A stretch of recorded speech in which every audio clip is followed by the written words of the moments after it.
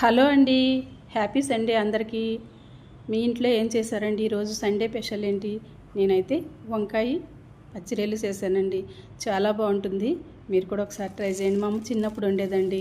ఆ దొడ్లోని వంగ చెట్లు ఉండేవి, బాగా వంకాయలు బాగా కాసాయన్నమాట.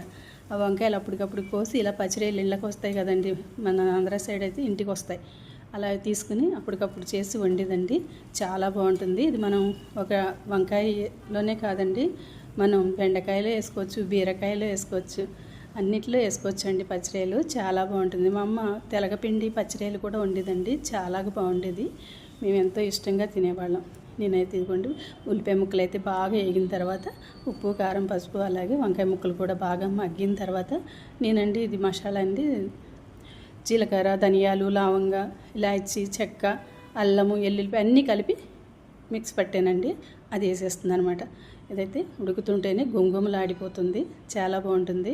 మీరు కూడా ఒకసారి ట్రై చేయండి. ఓకేనండి, బాయ్.